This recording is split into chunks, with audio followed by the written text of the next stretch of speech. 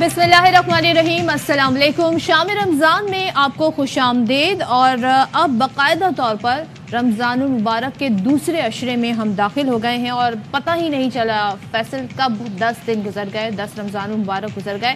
Hopefully आपका रमज़ान अच्छा गुजरा होगा। रमज़ान के साथ साथ ही गर्मी ने कराची में बड़ी अच्छी तरह से एंट्री दे दी है। तो बस यही बहुत कुछ है आज के प्रोग्राम में और बहुत सारे सेगमेंट्स हैं। मैं अपना नाम ले ही देती हूँ, मैं हूँ Sadaf Abdul Jabbar. Thank you so much for that. मैं हूँ सैयद फैसल करीम और यकीनन पहला अशरा जो हमारा है वो बड़ा अच्छे से गुजरा है मौसम की हद तक अगर बात करें तो। लेकिन वही साल का रोना, चाहे वो पिछले साल का रमज़ान हो या इस साल रमज़ान का पहला अशरा हो, वी आर फेयरिंग कि हम आगे भी अशरों में यही रोना रोते रहेंगे कि आखिर रिलीफ कब मिलेगा, रमज़ान में लोगों को रिलीफ कब मिलेगा। सरहद पार जब कोई इस तरह के त्यौहार वाला महीना आता है तो वहाँ पे डिस्काउंट्स दे दिए जाते हैं और हमारे यहाँ हमें सिर्फ ये बताया जाता है कि बाबूजी पीछे से महंगा आ रहा है तो हम कैसे सस्ता बेच सकते हैं। तो खैर आज के शो में हम महंगाई के हवाले से भी बात करते ही रहेंगे और कुछ अहम डेवलपमेंट्स हैं जी, वो भी आप शेयर करें। खबरें ज़ाहिर आती रहती हैं तो वो ज़रूरी आपके साथ शेयर करना। आपको बता देते हैं कि सुप्रीम कोर्ट में फौजी अदालतों के खिलाफ इंट्रा कोर्ट अपीलें समाअत के लिए मुकर्रर कर दी गई हैं। चीफ जस्टिस काजी फायद ईसा ने नया 6 रुकनी बेंच तश्कील दे दिया है। सुप्रीम कोर्ट 25 मार्च को अपीलों पर समाअत करेगा। जस्टिस अमीनुद्दीन खान 6 रुकनी बेंच की सरबराही करेंगे। राजा मोहसिन एजाज आगाह कीजिए। देखिए, सुप्रीम कोर्ट ऑफ पाकिस्तान की तरफ से फौजी अदालतों के खिलाफ जो इंट्रा कोर्ट अपीलें समाअत के लिए मुकर्रर कर दी गई हैं और चीफ जस्टिस काजी फायद ईसा की जानिब से नया 6 रुकनी बेंच तश्कील दे दिया गया है। सुप्रीम कोर्ट ऑफ पाकिस्तान 25 मार्च को इन अपीलों पर समाअत करेगी। जस्टिस अमीनुद्दीन खान इस 6 रुकनी बेंच की सरबराही करेंगे, जबकि बेंच के दीगर अरकान में जस्टिस मोहम्मद अली मजहर, justice Hasan Azhar Rizvi, justice Shahid Waheed, justice Musarrat Hilali और जस्टिस इरफान सादत खान शामिल हैं। इससे पहले जो साबिक सीनियर क्यूनी जज थे जस्टिस सरदार तारिक मसूद, वो इस बेंच की सरबराही कर रहे थे, ताहम वो बेंच से अलहदा हो गए थे और उसके बाद अब उनकी रिटायरमेंट भी हो चुकी है और अब चीफ जस्टिस ऑफ पाकिस्तान की जानिब से इस केस के सिलसिले में नया बेंच तश्कील दे दिया गया है। बहुत शुक्रिया राजा मोहसिन। अच्छा जी, अब हम एक ऐसे इशू की तरफ बढ़ रहे हैं जो कि बड़ा ही एक ऐसा, अब मैं कहूँ उसके लिए वर्ड, अगर इमरजेंसी का वर्ड यूज़ करूँ तो गलत ना होगा क्योंकि हमें हंगामी बुनियादों पर इस पर बहुत पहले इक़दाम लेने की ज़रूरत है। और वो है कराची में खुले हुए मैन होल जिनके ढक्कन लगाए तो जाते हैं लेकिन वो गायब हो जाते हैं। और बात यहीं तक महदूद नहीं है, उसमें अब तक कितने मासूम बच्चे गिर कर माओं के जिगर गोशे अपनी जिंदगियां खो चुके हैं। और ये बड़ा अलमनाक हादसे में जिस तरह वो अपने प्यारे खोते हैं, छोटे छोटे मासूम बच्चे।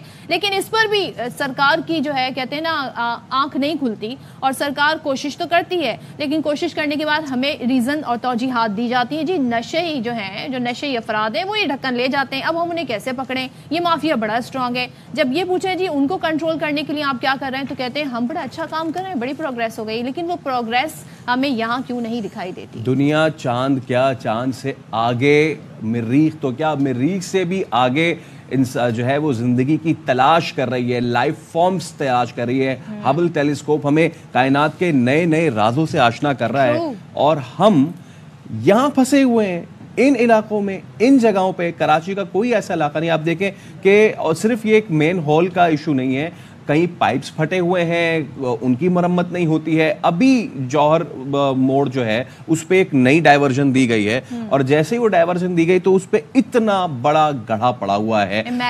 नया जो ब्रिज बना था, जो अंडर पास बना था, उसके सामने एक बहुत मशहूर शॉपिंग मॉल का जो है वो है, पूरा मॉल बना हुआ है।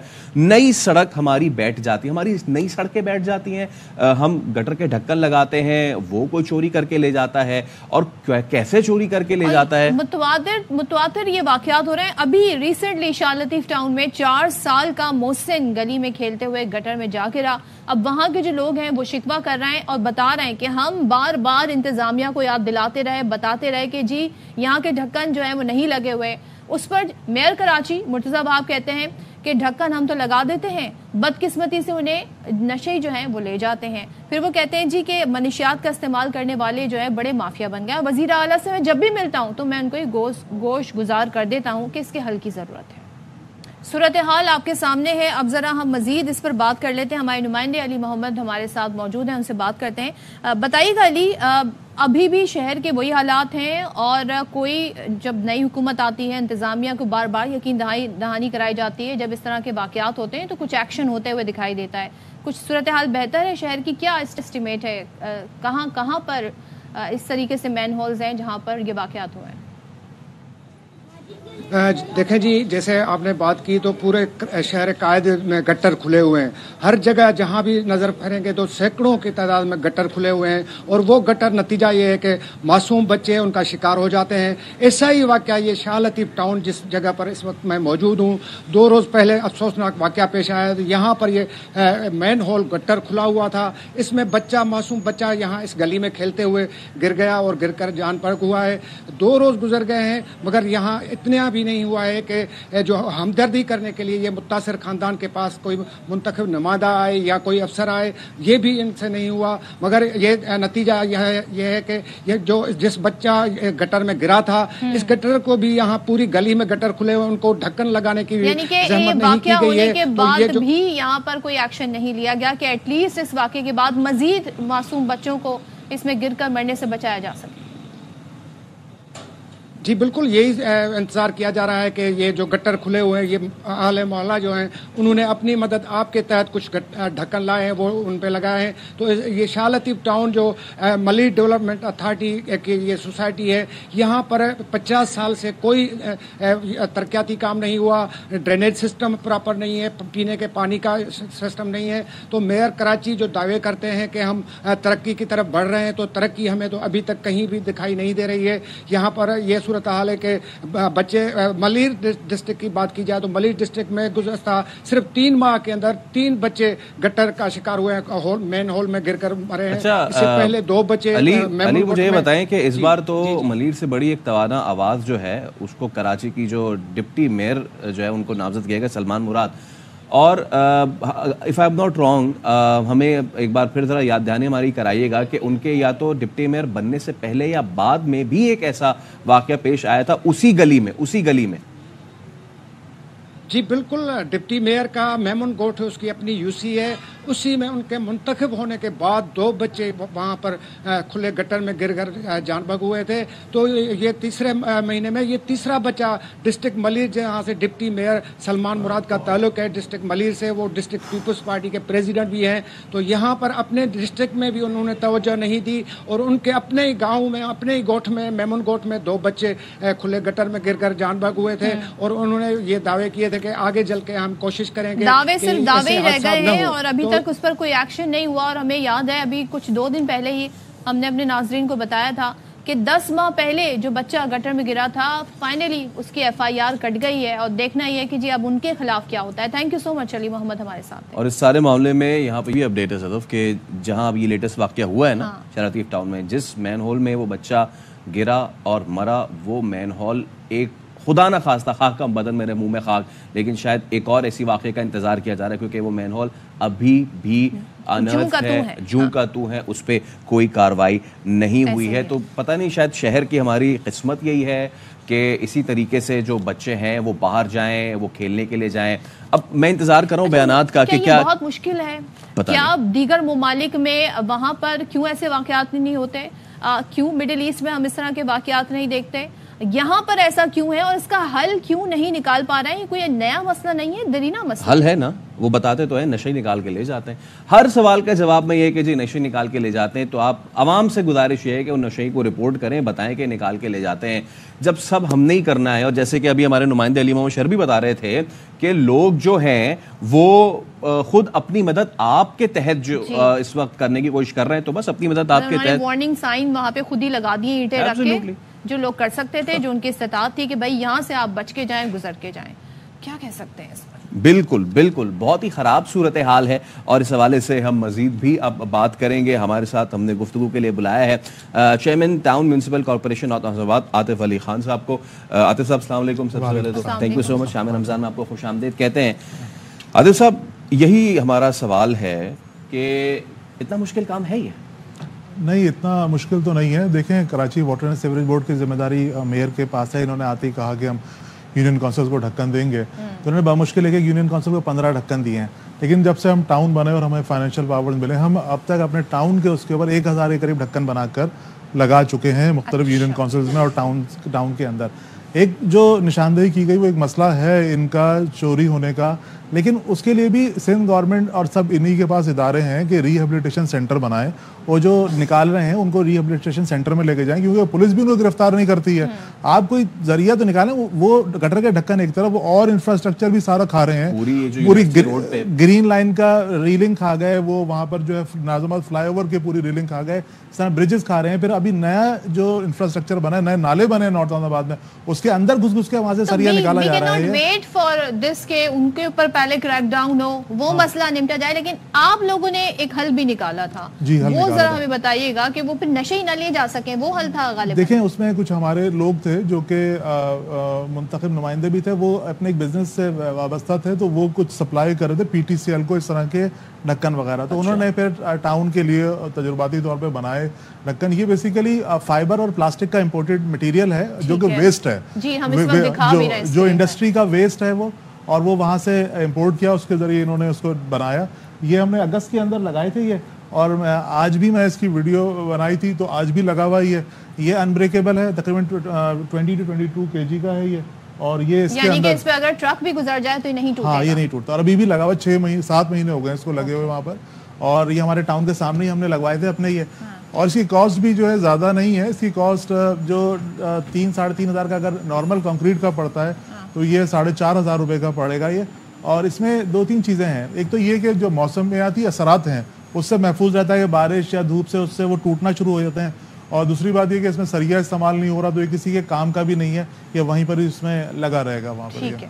ठीक है। अच्छा, हम अपने नाज़रीन को दिखा भी रहे हैं, और मेरे साथी एंकर फैसल इस वक्त मौजूद हैं, और उनके हाथ में ये वो ढक्कन है, ये वो ढक्कन है। अच्छा, इसकी आपने बताया क्या था, किस मटेरियल से ये बना हुआ है? ये फाइबर और प्लास्टिक का वेस्ट मटेरियल है, यानी कि ये रिसाइकल्ड है, ये भी एनवायरमेंट फ्रेंडली मटेरियल है ये, लेकिन इम्पोर्टेड है ये।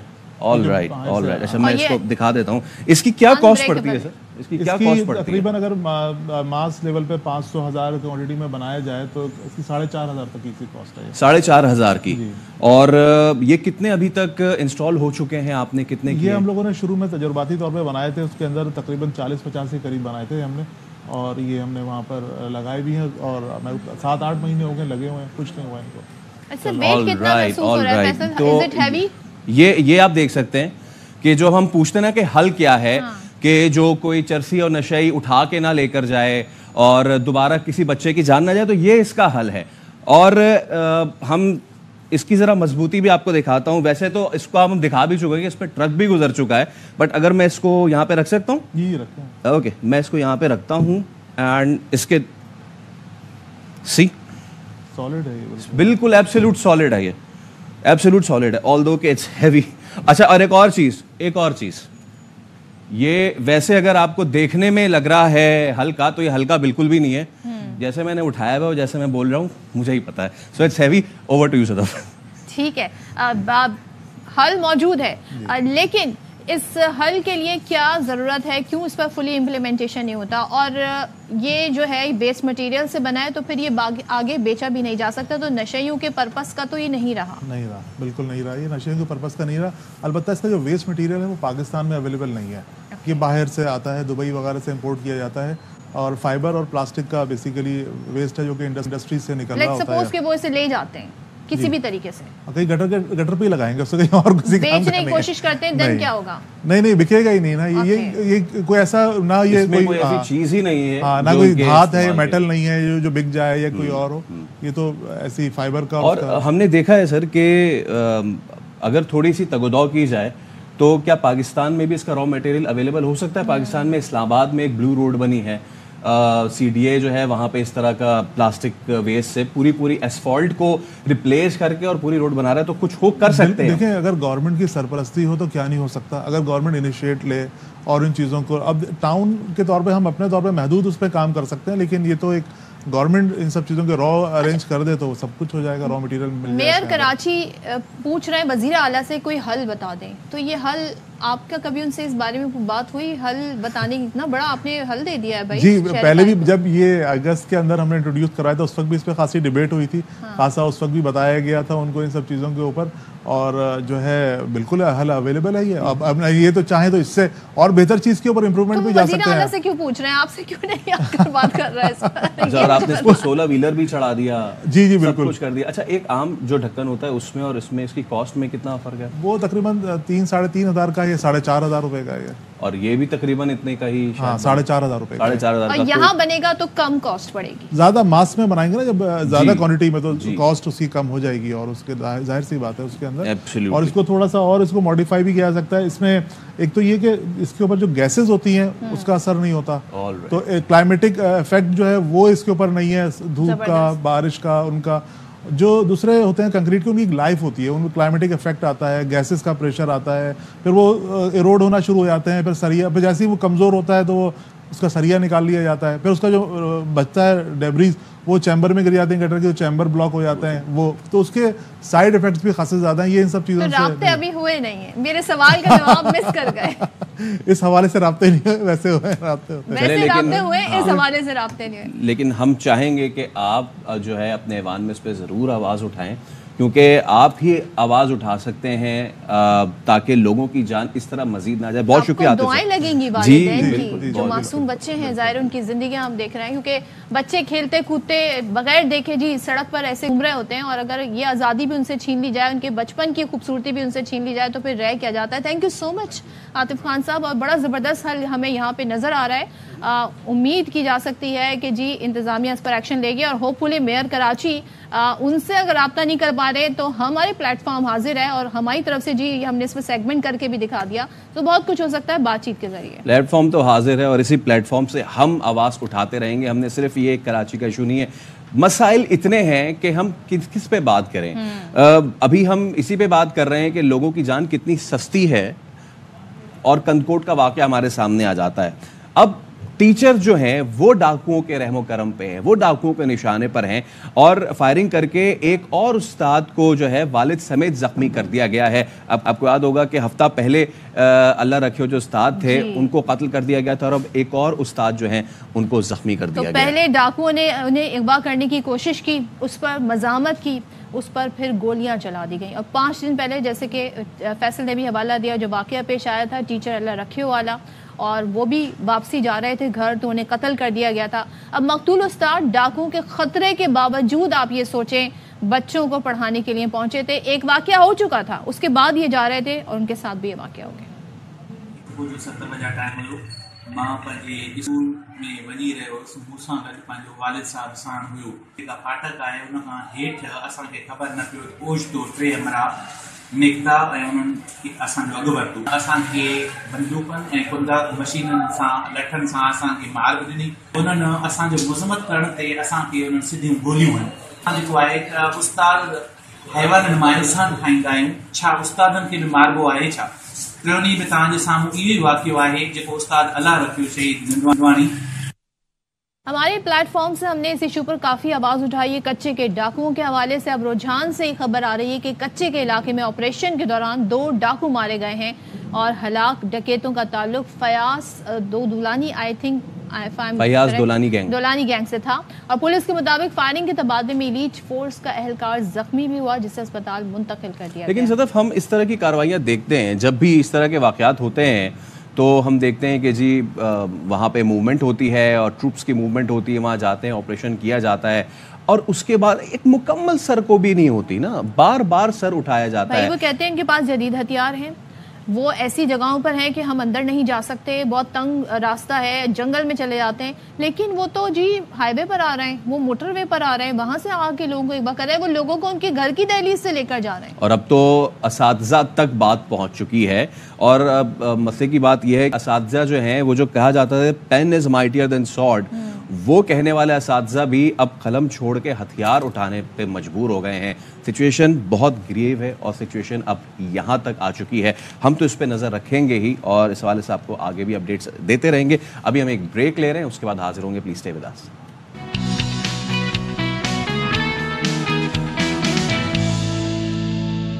Welcome back once again. और जहां पर हम बहुत सारे टॉपिक्स पर बात करते हैं, एक और अहम मसला है पाकिस्तान को दरपेश और वो है मईशत से जुड़े मामलात। और अब IMF के एक और प्रोग्राम में भी हम जाएंगे। एक आखिरी किस्त जो हमें मिलनी थी उस पर फैसला तो हो गया है। तो वजीर खजाना मोहम्मद औरंगजेब ये कहते हैं कि जी माशी इस्तेहकाम मजीद दाना है तो उसके लिए हमें लॉन्ग टर्म प्लानिंग पर काम करना होगा।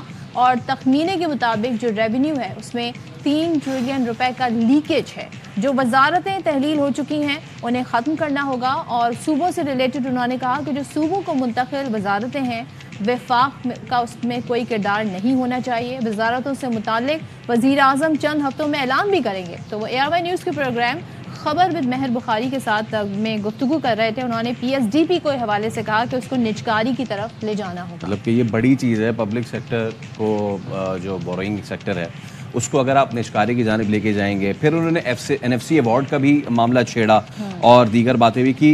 क्या कह रहे थे मोहम्मद औरंगजेब, आपको बताते हैं। अगर मैं एक तखमीना के लिहाज से आगे चलूं तो रफली 3 ट्रिलियन का लीकेज है सिस्टम में।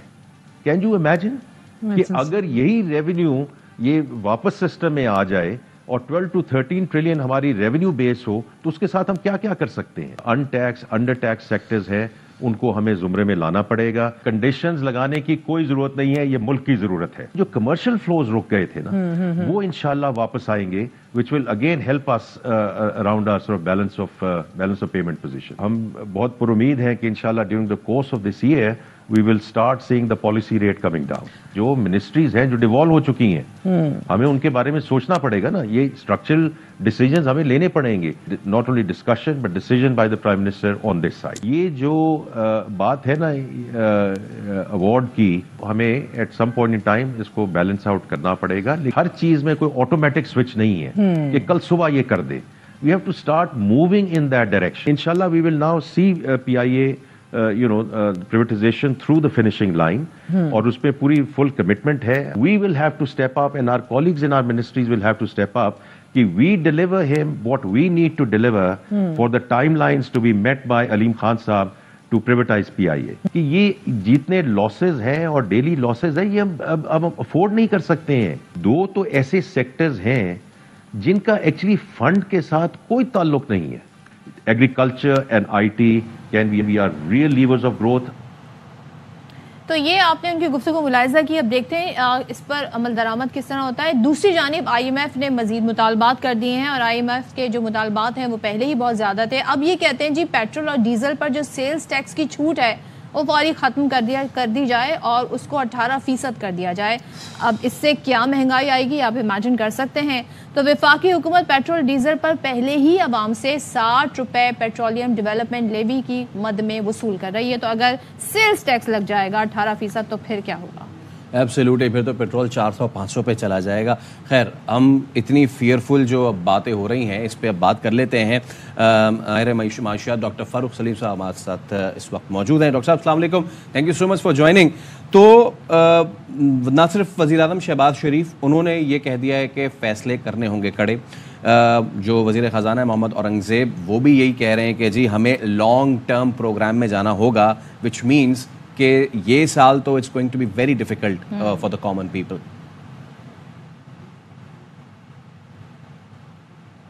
जी सवाल खत्म हो गया। जी जी जी, देखिए हमारी कनपट्टी पे कोई बंदूक रख के हमें जबरदस्ती IMF के पास नहीं लेके जाता। हमारी अपनी माशी पॉलिसी जो हैं उनके नतीजे में जब खजाने में डॉलर्स का फुकदान आ जाता है, डॉलर्स ख़त्म हो जाते हैं स्टेट बैंक के पास, फिर हम मजबूरन जो है वो IMF के पास जाते हैं। और फिर जब आप बोरो करने जाते हैं तो फिर उनकी सख्त शराइत भी जो है वो सामने आती हैं। तो अब देखिए कि 23 प्रोग्राम तो हम कर चुके हैं। 1950 में हम मेंबर बने थे IMF के और 1950 और आज के दरमियान 23 प्रोग्राम हो चुके हैं और उनके नताइज आपके सामने।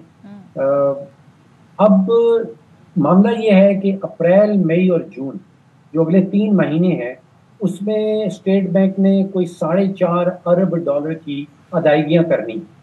और अगर अगले 12 महीनों का देख लें, साल भर का देख लें, तो पाकिस्तान की जो हम कहते हैं एक्सटर्नल फाइनेंसिंग रिक्वायरमेंट जो हुकूमत पाकिस्तान को डॉलर दरकार होंगे वो 25 अरब डॉलर है। اور اگر آپ خزانے کی دیکھتے ہیں تو اسٹیٹ بینک کے پاس کوئی 8 ارب ڈالر پڑے ہیں. تو IMF کے پاس جانا تو ہماری مجبوری ہے, اس کے علاوہ کوئی راستہ نہیں ہے. اب IMF یہ کہتا ہے کہ اگر آپ کی حکومت کی آمدن جو ہے وہ اخراجات سے کم ہے تو آپ اس کو بیلنس کریں. اب ہمارے یہاں یہ ہے کہ اس سال جو حکومت کی آمدن ہے وہ لگ بھگ 8,000 یا 9,000 ارب کم ہے, اس کی اخراجات زیادہ ہیں اور آمدن کم ہے. اب IMF کہتا ہے کہ آپ مزید ٹیکس لگائیں اور یہ جو گیپ ہے اس کے درمیان فاصلہ ہے اس کو پر کریں. اور دوسری بڑی شرط ہے توانائی کے حوالے سے, وہ گیس اور بجلی کے حوالے سے. اب بجلی کے سیکٹر کے اندر آپ کو پتا ہے کہ ہمارا گردشی قرضہ جو ہے وہ کہیں 3,000 ارب پہ پہنچ گیا ہے. اب IMF یقین کیجئے کہیں بھی پاکستان کی حکومت کو یہ نہیں کہتا کہ آپ بجلی کے ریٹ بڑھا دیں. ٹھیک ہے. اس کی شرط یہ ہوتی ہے کہ آپ جو خسارہ کر رہے ہیں, جو گردشی خسارہ ہے, اس میں اضافہ جو ہے اس کو زیرو کر دیں, مزید اضافہ نہ کریں. اب حکومت کے پاس چوائس رہ جاتی ہے کہ یا تو وہ چوری کے اوپر قابو پائیں, وہ وصولیاں بڑھائیں, اور اگر یہ دونوں کام نہیں کر سکتے تو پھر ان کو ٹیرف بڑھانا پڑ جاتا ہے. تو پھر نتیجہ یہی ہے کہ وہ آپ کے اور میرے اوپر جو بجلی کا بوجھ ہے, آپ سوچئے کہ پچھلے چند سالوں میں وہ 8-10 روپے کا یونٹ جو تھا وہ آج 60 روپے کا یونٹ پہنچ رہا ہے. تو فاروق صاحب ایسا ہو تو نہیں سکتا؟ کیا حکومت اس طرف سوچ رہی کہ نہیں؟ ہم یہ جاننا چاہ رہے تھے کہ ان حلقوں میں سوچ کیا ہے اس بات کو لے کے. دوسرے وزیر اعظم یہ بھی کہتے ہیں کہ 1350 ارب اگر آ جائیں تو ہم پھر جو کشکول ہے اس کو توڑنے کی طرف بڑھ جائیں گے. تو وہ آئیں گے کہاں سے؟ اس کے کیا امکانات ہیں؟ دیکھیے, میرا موقف یہ ہے کہ پاکستان میں جو ٹیکس اکٹھا ہو رہا ہے اس میں وہ بے تحاشا ہو رہا. ہر پاکستانی بچہ, بوڑھا, مرد اور عورت جو ہے اس کے اوپر ٹیکس لاگو ہے. اگر آپ بجلی کا بل پے کرتے ہیں تو اس کے اندر ٹیکس ہے. ابھی آپ نے کہا کہ اگر آپ پیٹرول بڑھانے جاتے ہیں, ڈیزل بڑھانے جاتے ہیں اپنی کار میں یا کسی چیز میں, موٹر سائیکل میں, تو اس کے اوپر ٹیکس ہے. تو 60 روپے فی لیٹر آپ نے بتایا. تو ٹیکس تو اکٹھا ہو رہا ہے. میرا موقف یہ ہے کہ ہمارا اصل ایشو یہ ہے کہ حکومتی اخراجات بہت زیادہ ہیں اور وہ اتنی تیزی سے بڑھ رہے ہیں کہ آپ جتنا بھی ٹیکس لگا دیں وہ اخراجات پورے نہیں ہو پائیں گے. تو فوکس جو ہے وہ ٹیکس اکٹھا کرنے پہ نہیں ہونا چاہیے. فوکس جو ہے وہ حکومتی اخراجات کو کم کرنے میں ہونا چاہیے. اگر آپ 12 سال پرانا بجٹ کھول کے دیکھیں تو اس میں جو ٹیکس کلیکشن کا حد تھا وہ 1500 ارب کا تھا. اور یقین کیجئے اس سال حکومت ہمیں خود بتا رہی ہے کہ حکومت نے 9,500 ارب ٹیکس اکٹھا کیا. تو 12 سالوں میں ہم 1500 ارب سے 9,500 ارب پہ تو پہنچ گئے. اس کا مطلب ٹیکس تو بہت تیزی سے بڑھا. لیکن اسی عرصے کے دوران جو حکومتی اخراجات ہیں جو 12 سال پہلے کوئی 2,500 ارب ہوتے تھے وہ اب 14,500 ارب پہ پہنچ گئے. تو رفتار جو ہے بڑھنے کی وہ حکومتی اخراجات میں بے تحاشا ہے. تو فوکس جیسے میں نے کہا کہ حکومتی اخراجات کم کرنے پہ ہونا چاہیے. Absolutely. Thank you so much doctor Farooq Saleem صاحب, ہمارے ساتھ آپ موجود تھے. یہ چیزیں تو ایک اکنامکس کے اسٹوڈنٹ کو بھی آپ کو بتا دے گا کہ جی وہ اخراجات کم کریں, اپنا ریونیو کلیکشن بڑھائیں, اپنا ٹیکس کلیکشن بڑھائیں. لیکن اب ایشو یہ ہے کہ جس ملک میں ٹیکس ایویژن جو ہے وہ billions of hundreds of rupees ہوں, اور جو جیسے کہ خود وزیر خزانہ کہہ رہے ہیں کہ ہماری جو ریونیو جو آ سکتا ہے اس میں 3 ٹریلین روپے کا لیکیج ہو, تو یہ اوور نائٹ نہیں ہو سکتا. دیر از نو بٹن کہ آپ اس کو ایک دن آن کریں اور آف کریں. جو فنڈز ہیں ان کو جی سرمایہ کاری کی طرف, تو یہ بڑے کچھ ہمیں لگ رہا ہے معاملات کافی زیادہ مشکل بھی ہو سکتے ہیں, اور دیکھتے ہیں جن کو ٹیکل کیسے کیا جاتا ہے. یہاں پر ہم بریک لے رہے ہیں, بریک کے بعد واپس آتے ہیں.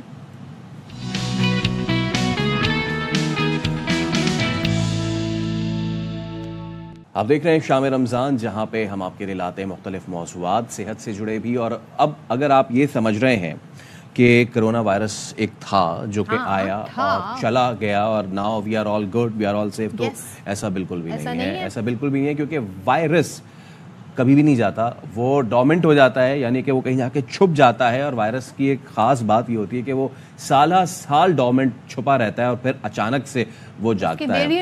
ایبسلیوٹلی. اب اس کے ویریئنٹس, تو کرونا وائرس کے جو ویریئنٹس ہیں وہ کہاں, ایک نیا ویریئنٹ آیا پشاور میں, اور اس ویریئنٹ کا نام ہے JN1. Director general health services Khyber Pakhtunkhwa کا مراسلہ ہے. اس کے مطابق خیبر میڈیکل یونیورسٹی کے 2 ملازمین جو ہیں وہ اس ویریئنٹ سے متاثر ہوئے ہیں. 2 ملازمین متاثر بھی ہوئے ہیں, اور اس کا پھیلاؤ ظاہر ہے, اور یہ جاننا ہم ضرور چاہیں گے کیونکہ جب کرونا آیا تھا تو اس کا پھیلاؤ تیزی سے تھا, لیکن جیسے جیسے اس میں کمی آتی گئی تو اس میں ہم نے یہ دیکھا کہ اس کے پھیلاؤ میں بھی کمی آتی گئی. لیکن اس ویریئنٹ کے حوالے سے جو خبر سامنے آ رہی ہے وہ یہ ہے کہ اس کا پھیلاؤ 83% ہے, جبکہ اس ویریئنٹ سے شرح موت کم ہے. تو اس موقع پر جو ڈائریکٹر جنرل ہیلتھ سروسز ہیں انہوں نے وائرس کے پھیلاؤ کو روکنے کے لیے اقدامات کی ہدایت دے دی ہے. اب اقدامات کیا ہیں یاد ہے فیصل, یہ تو خیر ہمیں اپنے آپ زندگی کا حصہ ہی بنا لینا چاہیے کہ اپنے آپ ہاتھ صاف رکھنا ہے, اپنا انوائرمنٹ صاف رکھنا ہے, اور آپ نے جی باہر نکلتے ہوئے خاص طور پہ جتنے پولیوٹیڈ اب شہروں میں ہم رہ رہے ہیں, کراچی اور لاہور کے آپ ایئر کوالٹی انڈیکس دیکھ لیں, ماسک کا استعمال لازمی بنائیں. You just snatch my words, میں بالکل یہی کہنے جا رہا تھا کہ کرونا اور نو کرونا, جس ایئر کوالٹی انڈیکس والے شہروں میں ہم رہتے ہیں وہاں پہ ماسک لگانا تو بھائی بہت ہی ضروری ہے. تو اس پہ ذرا ہم بات کر لیتے ہیں. جو نیا ویریئنٹ آیا ہے, ہماری نمائندہ شازیہ نثار ہمارے ساتھ موجود ہیں. شازیہ, بتائیے گا مراسلہ جو جاری کیا گیا اس میں مزید کیا لکھا گیا ہے, کتنا خطرناک ہے, اور اس کا اسپریڈ وغیرہ کے حوالے سے کوئی احتیاطی تدابیر بتائی گئی ہیں شہریوں کو؟ جی بالکل, پشاور کے شہری بھی یہ سمجھ رہے تھے کہ کرونا ختم ہو گیا ہے یا پھر وہ اب کبھی نہیں آئے گا, لیکن کل اچانک محکمہ صحت کی جانب سے ایک مراسلہ ایشو ہوا ہے اور اس میں یہ بتایا گیا ہے, بلکہ عوام کے لیے ایک ایڈوائزری جاری کر دی گئی ہے کہ احتیاطی تدابیر فوری طور پر جو پریکٹس تشخیص کرونا کے دوران تھی اسی کو بحال کر دیا جائے, اور کرونا کے جو مثبت کیسز ہیں ان کی تعداد 9 ہے, جو کہ کرونا وائرس کی ایک نئی ویریئنٹ سامنے آئی ہے جس سے کا نام ہے J1 اور J1.8. یہ 2 وائرس نئے ہیں جو کہ سامنے آئے ہیں, اور مثبت جو کیسز ہیں وہ جینوم ٹیسٹ کرنے کے بعد جو ایڈوائزری جاری کی گئی ہے وہ جینوم ٹیسٹ کے بعد کی گئی ہے, کیونکہ پشاور میں ابھی تک 9 مثبت کیسز آئے ہیں جس میں ڈاکٹرز بھی شامل ہیں, اور 6 کیسز پشاور سے ہیں, جبکہ 3 جو سوات کے رہنے والے ہیں ان افراد میں اس کی تشخیص ہوئی ہے, جبکہ یہ بھی بتایا گیا ہے اس میں 5 خواتین جو ہے وہ بھی متاثر ہوئے ہیں اس وائرس سے. اور اس وائرس کا جو پھیلاؤ ہے وہ محکمہ صحت کے مطابق 83% ہے, لیکن ساتھ ساتھ احتیاطی تدابیر میں یہ بھی بتایا گیا ہے کہ تاکہ عوام میں ڈر خوف پیدا نہ ہو کہ یہ بیماری تیزی سے پھیل تو سکتی ہے لیکن کرونا جیسی مہلک نہیں ہے اور اس پر قابو پایا جا سکتا ہے. احتیاطی تدابیر وہی ہے ہاسپٹلس کے لیے اور جو ہیلتھ BHOs ہے کہ فوری طور پر اگر ایسے کیسز آئے, زکام, نزلہ, ٹمپریچر, تو ان کے ٹیسٹ کرائے جائے, جینوم ٹیسٹ کرائے جائے تاکہ وقت پر پتہ چلے, اور احتیاطی تدابیر بھی اختیار رکھنی چاہیے اور وقت پہ معلوم ہو جائے تو یہ بھی ضروری ہوتا ہے, اور اپنا خیال بھی رکھیے گا. تھینک یو سو مچ شازیہ نے ہمارے ساتھ تھی, اور اچھا ہے ہیلتھ ایڈوائزری اس حوالے سے جاری ہو گئی, لیکن عمل درآمد کرنا آپ لوگوں کا کام ہے, آپ لوگوں کی ذمہ داری ہے. ایبسلیوٹلی. آج کیا تاریخ ہے؟ آج ہے 22 مارچ. کل کیا تاریخ ہے؟ کل ہے 23 مارچ. کیا ہوتا ہے 23 مارچ کو یوم پاکستان منایا جاتا ہے, اور ہر سال کی طرح اس سال بھی آئی ہرڈ کی زبردست جی فل ڈریس ریہرسل ہو رہی ہے. ایبسلیوٹلی. پچھلے کچھ سالوں میں جو کووڈ کے معاملات تھے اور اس سے ہم نے دیکھا کہ فل فریش چیزیں نہیں ہو سکی, لیکن اب فیصلہ کیا گیا ہے یوم پاکستان شایان شان طریقے سے منایا جائے گا. ایسے میں مسلح افواج کے چاق و چوبند دستوں کی خصوصی پریڈ کی تیاریاں جو ہیں وہ تکمیلی مراحل میں داخل ہو چکی ہیں. پریڈ کی فل ڈریس ریہرسل بھی ہوئی. اس کو دیکھنے کے لیے عوام بڑی تعداد میں انہوں نے گراؤنڈ کا رخ کیا اور خوب جو ہے وہ محسوس ہوئے اور حب الوطنی کا انہوں نے اظہار بھی کیا. اے پاک وطن, اے پاک زمین, کوئی تجھ سا نہیں. ہم نے عہد کیا ہے اس کی سرحدوں کی حفاظت کا. یہ وہ ہوا ہے جس کی ہر سانس آزاد ہے. پاک وطن کے لیے اپنی ہر اڑان, اس کے لیے حاضر ہے اپنی جان. ہم محافظ ہیں اس کے پانیوں کے, اس کی ہر بوند آب شفا ہے. کوئی بھی سمندر یا کوئی لہر, ہم ڈٹ کے کھڑے ہیں پاکستان کی خاطر, اس وردی کا حق اور فرض ادا کرنے کے. اگر جان بھی جائے تو کوئی پرواہ نہیں. کوئی بھی مشکل, کوئی بھی دشمن ہمارے ارادوں سے زیادہ مضبوط نہیں. ہم سب کے دل کی ایک ہی آواز, پاکستان زندہ باد. اور 23 مارچ کی جو پریڈ ہوتی ہے اس کا اپنا ایک الگ ہی رنگ ہوتا ہے, اور ہمیں یاد ہے فیصل جب ہم چھوٹے تھے تو تو بچپن میں صبح سویرے اٹھ کے ہمیں بڑی خواہش ہوتی تھی کہ ہم نے یہ پریڈ دیکھنی ہے. سو بڑا ٹی وی پہ جب وہ ٹیلی کاسٹ ہوا کرتی تھی پھر بیچ میں بہت سارے ایسے ایشوز آئے, دہشت گردی کے معاملات رہے, اس کے بعد کرونا کے معاملات رہے, تو اس میں ہم دیکھتے رہے کہ کچھ سال ایسے بھی گزرے جب یہ پریڈ نہیں ہو سکتی. ایبسلیوٹلی, لیکن کل ہوگی بڑی زبردست یہ پریڈ اور کل اس حوالے سے بات بھی کریں گے. لیکن ابھی ذرا ہم اپنے دیگر مسائل کا رخ کرتے ہیں. ویسے ایک اسٹارٹ نیا تازہ یہ آیا کہ دنیا کی آبادی سکڑ رہی ہے, شرنک ہو رہی ہے. ہم تو سمجھے تھے 2050 تک پتہ نہیں کہاں تک آبادی نہیں, لیکن یہ ایک چیز آئی ہے کہ دنیا کی آبادی تو سکڑ رہی ہے, لیکن ہم پتہ نہیں کس دنیا میں رہتے ہیں, ہماری نہیں سکڑ رہی آبادی. ہماری آبادی میں لاکھوں کا اضافہ جو ہے وہ ریکارڈ کیا جا رہا ہے. پاکستان میں آبادی میں تیزی سے اضافے کے باعث obviously قدرتی وسائل پر دباؤ بڑھ رہا ہے. پانی کے ذخائر ہو, زرعی زمین ہو یا پھر خوراک ہو, یہ سب کم پڑ جاتی ہے. ظاہر ہے وہ وسائل اور ریسورسز آپ کی کم ہو رہی ہیں اور آبادی کا پھیلاؤ جو ان کی ضرورت ہے وہ اس کے مطابق نہیں ہے. تو جیسے کہ فیصل نے بتایا, اور ظاہر ہے جب آپ ایکویلٹی کے ساتھ نہیں تقسیم کر سکتے تو پھر خواندگی کی شرح میں بھی تنزلی ہوگی, بے روزگاری کا گراف بھی اوپر جائے گا. اور 2023 کی جو مردم شماری ہوئی اس کے مطابق ملک کی آبادی 24 کروڑ 14 لاکھ سے بھی تجاوز کر گئی ہے اور تقریباً 10 کروڑ افراد غیر تعلیم یافتہ ہیں, جس سے غربت سمیت مختلف مسائل جنم لے رہے ہیں. اور ہر سال ہم جو بات کرتے ہیں نا, جب ہم خاص طور پہ جب الیکشن سے پہلے کیمپین ہو رہی تھی, سیاستدان بات کر رہے تھے, تو ہم یہ پوچھتے تھے سوال, جی پلان کیا ہے نوجوانوں کے لیے. آپ کو بتا دیں کہ ہر سال 20 لاکھ نوجوان نوکریاں تلاش کرتے ہیں. تو اس وقت ملک میں جو شرح نمو ہے وہ 2% ہے اور لاکھوں نوکریاں پیدا کرنے کے لیے معیشت کو 6% کی رفتار سے آگے بڑھنا ہوگا.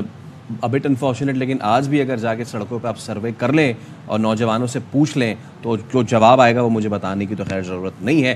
اب یہ جو پاپولیشن ایک برسٹ ہے یہ کیوں ہو رہا ہے, ہم اگینسٹ دا ونڈ کیوں جا رہے ہیں, دنیا کہاں جا رہی ہے, ہم کہاں جا رہے ہیں, اسی پہ ذرا ہم بات کر لیتے ہیں. D G population welfare department Punjab miss Suman Rai ہمارے ساتھ موجود ہیں. السلام علیکم سمن صاحبہ, تھینک یو سو مچ, آپ شام رمضان میں شامل ہو رہی ہیں آج.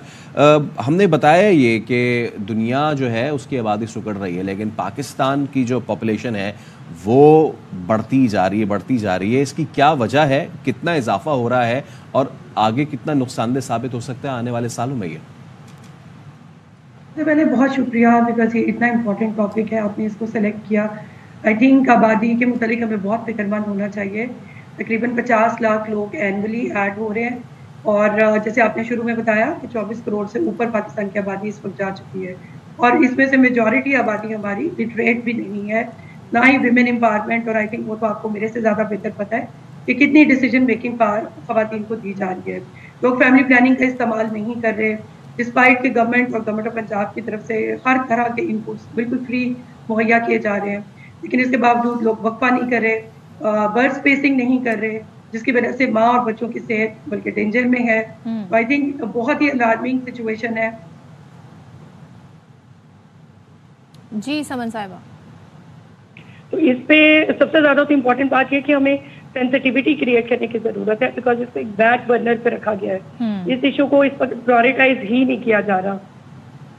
اچھا سمن صاحبہ, ہم جب بات کر رہے ہیں دنیا کی, کہ دنیا میں تو شرنک ہو رہی ہے, آبادی کم ہو رہی ہے ایز کمپیئر ٹو پاکستان میں الگ ہی معاملات ہے. وہ ایسے کیا اسٹیپ انہوں نے اٹھائے ہوئے ہیں, ہمارے یہاں کیا کرنے کی ضرورت ہے؟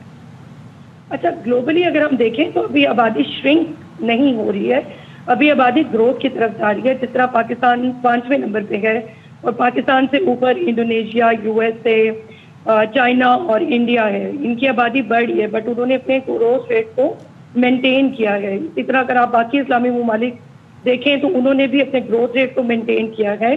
آبادی تو گرو کرتی ہے, اور لیکن سب سے امپورٹنٹ بات یہ کہ فیملی پلاننگ کی سروسز جو ہم فری مہیا کرتے ہیں, کانٹرسیپٹیوز کا استعمال اور اس کے علاوہ ہائی لٹریسی ریشو, یہ آپ کو انشور کرتا ہے کہ آپ کی آبادی کی جو گروتھ ہے اس کو آپ مینٹین کر سکیں.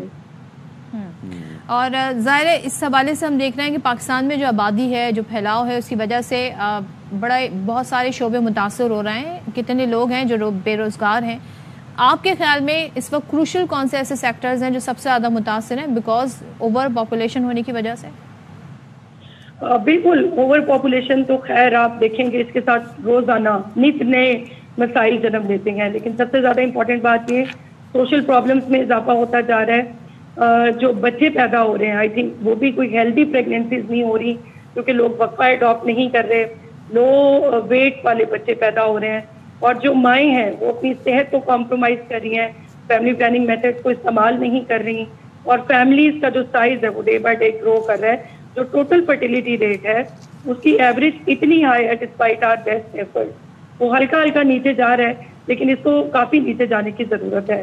اور پر فیملی لوگوں نے 3 سے 4 بچے ایک نیو نارمل تصور کر لیا ہے, اس کو بھی نیچے جانے کی اشد ضرورت ہے. سمن صاحبہ, کس ریٹ سے پاکستان کی پاپولیشن بڑھ رہی ہے اینولی, اور ہمیں اینولی کتنی جابس کی ریکوائرمنٹ ہوتی ہے, ذرا یہ تو بتائیے.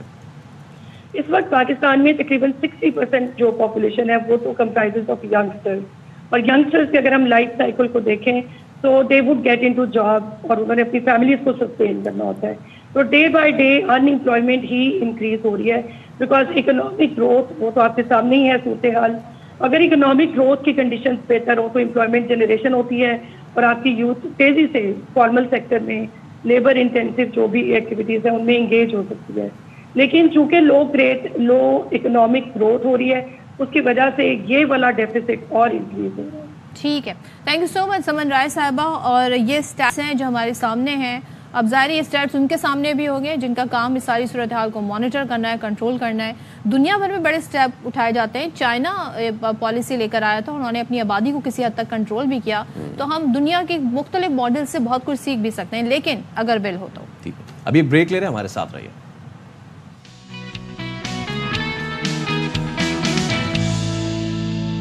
السلام علیکم, ویلکم بیک ونس اگین. شام رمضان میں آپ کو ایک بار پھر سے خوش آمدید کہتے ہیں. اور جیسے جیسے ہم اپنا شو اختتام کی طرف لے کر جاتے ہیں تو کچھ ایسے ٹاپک بھی سامنے آتے ہیں جس میں آپ کی صحت سے متعلق بہت ساری باتیں ہوتی ہیں, کچھ کھانے پینے کی بھی باتیں ہوتی ہیں, بیکاز رمضان ہے. خواتین جو ہیں وہ نئی نئی ریسیپیز ٹرائی کر رہی ہوتی ہیں, اور خاص طور پہ اب لوگوں کا فوکس یہ ہو گیا ہے جی کم تیل والی چیزیں کھانی ہیں, آئل کو ہم نے اوائڈ کرنا ہے.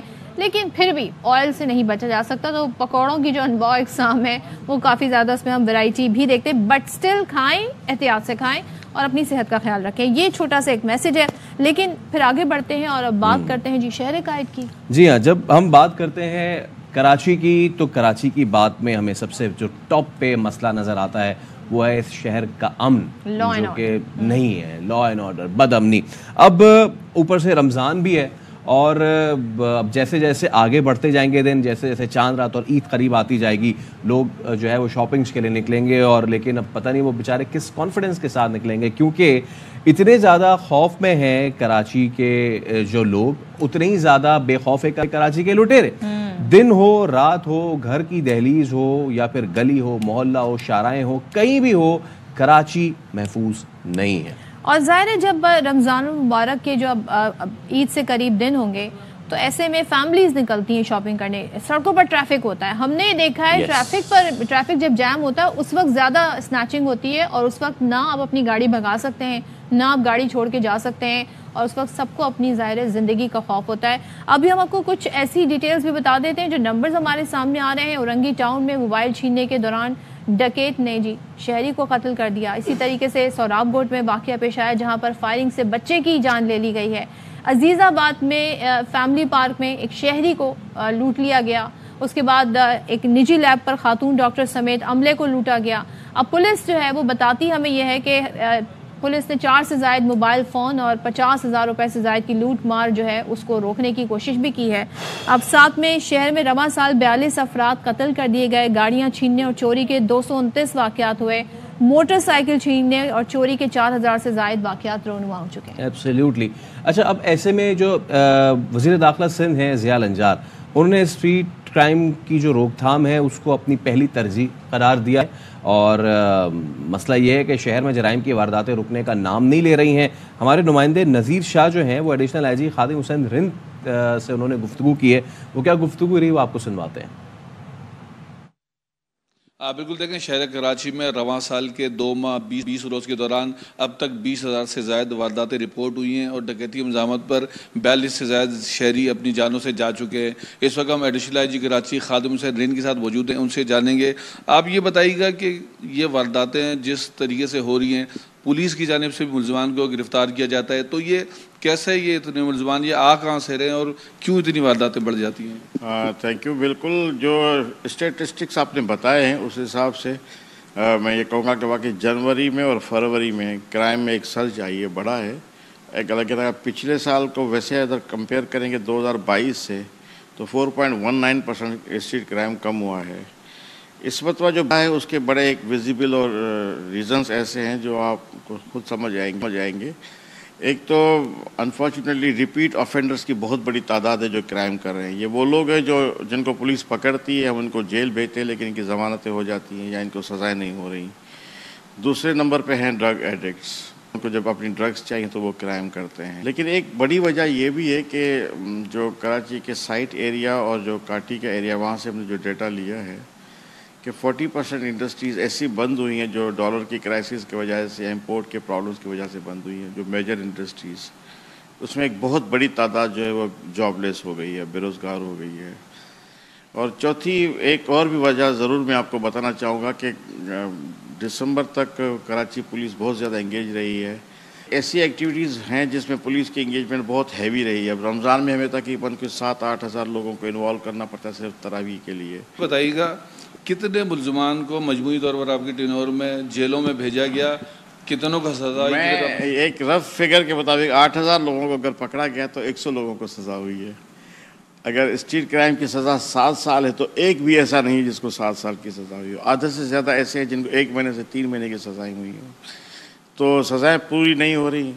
अगर 8,000 पकड़ के जेल भेजे हैं और 100 को सज़ाएँ हुई तो इसका मतलब बाकी सारे ज़मानत पे बाहर आ गए हैं। बाहर आता है उसको ये पता है कि अब बहुत आसान है क्राइम करना, उसमें होता कुछ भी नहीं है तो वो क्राइम भी करता है। ये एक बड़ी सीरियस प्रॉब्लम हम फेस कर रहे हैं। सीरियस प्रॉब्लम है, उसका हल निकलना चाहिए। लेकिन हम ये देखते हैं निगरां हुकूमत आई थी, उन्होंने बड़े दावे किए थे, लेकिन ज़ाहिर है एक निगरां हुकूमत जो है वो एक कम वक्त के लिए आती है। 5 साल के लिए जो गवर्नमेंट इलेक्ट होकर आती है उसके पास मैंडेट भी होता है और उसके पास पॉलिसीज इम्प्लीमेंट कराने के लिए वक्त भी होता है। और हुकूमत का तसलसल है, पिछली हुकूमत भी पीपल्स पार्टी की थी, अब भी यही है। अब इसमें तब्दीली हमें नजर आनी चाहिए। ऑल्दो के निगरान हुकूमत ये वाली इतनी कम अरसे के लिए भी नहीं आई थी, लेकिन उसके बावजूद अब चले एक चीज़ तो ये है कि एहसास तो है कि कराची का मसला क्या, लेकिन क्या सिर्फ एहसास करने से ही मामला बेहतर हो जाता है? नहीं, इक़दामात होते नज़र आने चाहिए, कराची वालों को उनका अमन चाहिए। वैसे अमन और अमान का मसला जो है वो तो सिर्फ कराची की हद तक नहीं है, अगला लाहौर में भी गालिबन यही सूरत हाल है। लाहौर में भी एक ऐसा वाक़या पेश आया है इस्लामपुरा में। एक रोज़ कबिल अगवा होने वाले जो सनतकार हैं अब्दुल हफीज़ कामियाना, उनकी शरकपुर के करीब मोटरवे पुल से लाश बरामद हुई है और पुलिस का इस हवाले से मौक़िफ़ भी सामने आ गया है। पुलिस ये बता रही है कि मकतूल को 3 गोलियां मारकर कत्ल किया गया है। अब ये वाक़या है क्या, मामला है क्या, इस पर बात कर लेते हैं। अहमर खोकर हमारे साथ मौजूद है। अहमर, बताइएगा ताजिर इनके हवाले से क्या डिटेल्स हैं, क्यों, किसने अगवा किया, कुछ पता चल पाया?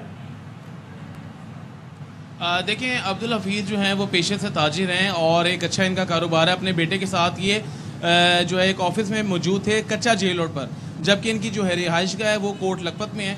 तो कच्चा जेल रोड से ये अफ्तारी के लिए अपने घर रवाना हुए हैं कोट लखपत के लिए। ये अपनी गाड़ी पे थे, इनका बेटा ताहिर हफीज़ जो है वो अपनी गाड़ी पे था। तो ताहिर हफीज़ का ये कहना है कि वो तो घर पहुँच गया लेकिन उसके वालिद अब्दुल हफीज़ जो है वो घर नहीं पहुँचे।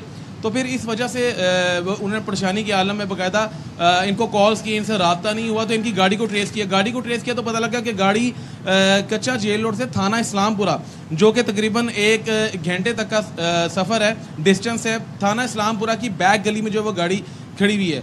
तो वहाँ पर यह अब्दुल हफीज़ को लेने के लिए ताहिर, उनके जो बेटे हैं वो अपने दोस्त के हमरा पहुँचे। तो उन्होंने देखा कि कुछ लोग वहाँ पर असले के ज़ोर पर अब्दुल हफीज़ जो इनके वालिद हैं उनकी गाड़ी, उनको और एक काले कलर की गाड़ी को जो है वो वहाँ से लेके जाने की कोशिश कर रहे हैं। जैसे ही ताहिर हफीज़ वहाँ पर पहुँचे तो वो जो लोग थे उन्होंने बाकायदा, जो अगवाकार भी हैं जिन पे ऊपर डकैती का मुकदमा भी दर्ज है, वो फायरिंग करते हुए वहाँ से फ़रार हो गए। इनकी जान तो बच गई। लोगों ने वहाँ पर, क्योंकि वो एक बाज़ार सा है, चौहान रोड आखिरी बस स्टॉप इस्लामपुरा कहलाता है, तो वहाँ पर काफ़ी रश होता है और ख़ुसूसी तौर पे अफ्तारी के वक्त। तो वो लोग जो वहाँ पर मौजूद थे उन्होंने ज़मीन पर लेट के अपनी जान बचाई। ये सारा वकूआ जो है वो फिर उन्होंने दर्ज करवाया मुकदमे के अंदर, थाना इस्लामपुरा में मुकदमा दर्ज हुआ।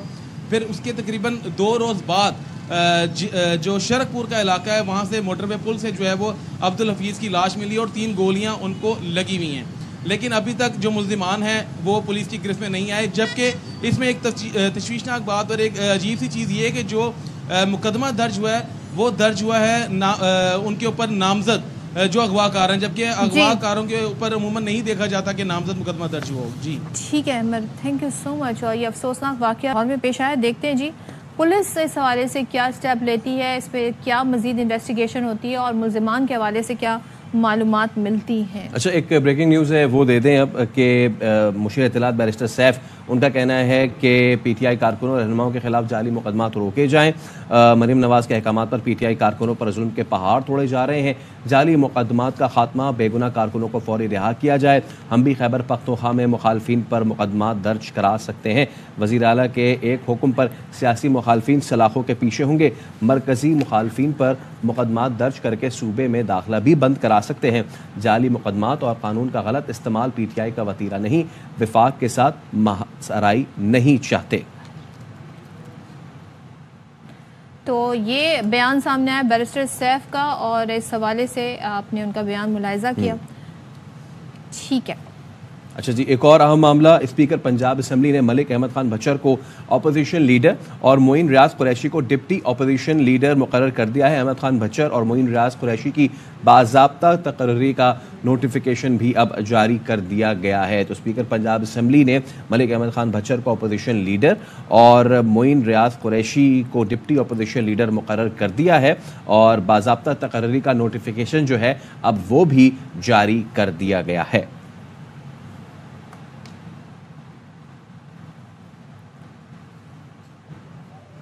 اب ایک بڑی انٹرسٹنگ سروے کی طرف آگے بڑھتے ہیں, اور یہ سروے بتاتے ہیں جی کہ کیا عوام سوچ رہے ہیں, کیونکہ عوام سے ہی یہ سروے کروائے جاتے ہیں. اب بڑھتی مہنگائی ہے, بے روزگاری ہے, ایسے میں ہم جو ہے معاشی معاملات میں مسائل بھی دیکھ رہے ہیں. تو پاکستانیوں کی جو اکثریت ہے اس نے ملک میں جس سمت میں جا رہا ہے اس کو غلط قرار دیا ہے. اب یہ ریسرچ جو ہے جس کمپنی کی جانب سے کی گئی ہے وہ یہ کہتے ہیں جی کہ صارفین کے اعتماد کے حوالے سے کیے گئے سروے کے مطابق 10 میں سے صرف ایک پاکستانی اس بات پر یقین رکھتا ہے کہ ملک کی ڈائریکشن صحیح ہے. 98% افراد گھر یا گاڑی کی خریداری جیسے بڑے خرچے کرنے میں عدم اطمینان کا شکار رہتے ہیں. اور سروے کے دوران پاکستان کے 4 صوبوں ساتھ میں اسلام آباد, گلگت بلتستان اور آزاد جموں کشمیر کے 1043 افراد سے یہ انٹرویوز کیے گئے. افسوس یہ سروے ہے, اور اس میں افسوس کے ساتھ یہ کہا جا سکتا ہے کہ 10 میں سے ایک پاکستانی صرف یہ سمجھتا ہے کہ ہم بالکل ٹھیک جا رہے ہیں, باقی 9 کھلے عام کہہ رہے ہیں کہ جی ہماری ڈائریکشن ٹھیک نہیں ہے, ہماری سمت درست نہیں ہے, ہم مطمئن نہیں ہیں. تو سمت کس نے درست کرنی ہے؟ سمت بھی تو ہم نے درست کرنی ہے, ان 9 لوگوں نے درست کرنی ہے. ہم آلریڈی ٹیکس دے رہے ہیں, عوام ٹیکس دے رہے ہیں, تو سمت درست کرنا جن کا کام ہے وہ کریں. ان 9 میں سارے تو نہیں ہوں گے نا ٹیکس فائلرز. اصل تو ٹیکس فائلر جو ہے نا, ٹیکس وہ تو صرف سیلریڈ کلاس ہے, باقی لوگوں کو ٹیکس لگے گا. تو پھر ہاں, تو ہو سکتا ہے ان 9 میں 2-3 ایسے بھی ہوں ہمارے تاجر برادری یا پھر ریٹیلر یا پھر ٹوبیکو والے کہ جو ٹیکس نہیں دے رہے. تو اگر آپ یہ سمجھتے ہیں کہ ملک صحیح سمت میں نہیں جا رہا, تو پہلے یہ دیکھیں کہ کیا آپ صحیح سمت میں جا رہے ہیں. آگے بڑھتے ہیں جی, اور دیگر سٹوریز بھی جو ہے اب شیئر کر لیتے ہیں. اچھا جی, ایک اور اہم مسئلہ ہے, اور اس کے لیے کافی عرصے سے ہم دیکھ رہے ہیں گلوبلی طور پر بڑی اویئرنیس دی جا رہی ہے. دنیا بھر میں اس حوالے سے سیمینارز ہوتے ہیں, دن منعقد کیے جاتے ہیں, اور آج کا دن بھی اسی حوالے سے ہے. یعنی پانی کا ورلڈ واٹر ڈے منایا جا رہا ہے آج, اور پانی کے بغیر تو زندگی کا کوئی تصور ہی نہیں ہے. لیکن انسان جی اپنے ہی ہاتھ سے اپنے لیے تباہی لے کر آ رہا ہے, اور جس طرح سے ہم تباہ کا کر رہے ہیں اپنا ایکو سسٹم کہہ لیں, نیچر کی تباہی کی ہمارا کنٹریبیوشن ہے. کلائمیٹ میں جو اس وقت ہو رہا ہے, انوائرمنٹل جو چینجز ہیں اس میں بھی انسان نے بڑا رول پلے اس طرح سے ادا کیا ہے جی. جس طریقے سے انڈسٹریز آگے بڑھ رہی ہیں اور ہم کیئر نہیں کر رہے, اس حوالے سے کافی زیادہ مشکلات ہیں. ہر گزرتے سال کے ساتھ دنیا میں پانی کی قلت کا مسئلہ سنگین تر ہوتا جا رہا ہے. اچھا, اب جو اس سال جو تھیم ہے وہ یہ ہے کہ جی پانی کا جو ضیاع ہے اس کو روکنا اور آبی بحران کے باعث درپیش مشکلات کا حل تلاش کرنا ہے. جیسے کہ ہم سب کو پتہ ہے کہ پاکستان اس میں وسائل جو ہیں وہ بیش بہا ہے, نعمت جو ہے وہ بیش بہا ہے, اسی طرح پانی جو ہے وہ بھی بیش بہا ہے. مطلب کہ نارتھ اینڈ ساؤتھ پول کے بعد اگر سب سے زیادہ گلیشیئرز ہیں تو وہ پاکستان میں ہیں. کیا ہم اس جو ہمارے پاس اپرچونٹی گیپ ہے, کیا کبھی ہم اس کو یوٹیلائز کر پائیں گے؟ جی, کیا ہمارے پاس ریزروائرز کیا کبھی ہم بنا پائیں گے؟ اس سب پہ ذرا اب ہم بات کر لیتے ہیں. آج ہم نے مدعو کیا شام رمضان میں ایکسپرٹ ڈاکٹر حسن عباس صاحب کو. تو ڈاکٹر صاحب السلام علیکم.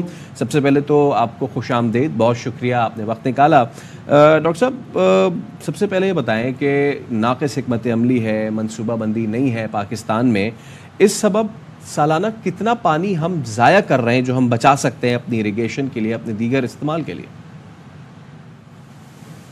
دیکھیے میرے تو خیال میں ہمارے پاس جو ایک اپرچونٹی قدرت نے ہمیں دی ہے وہ بہت کم ملکوں کے پاس اس طرح کی اپرچونٹی ہے. ہمارے پاس بہتے ہوئے دریا ہیں اور ہمارے پاس ان دریاؤں کے نیچے پانی کی اتنی زیادہ سٹوریج ہے کہ جتنی شاید ہی کسی ملک کے پاس ہو.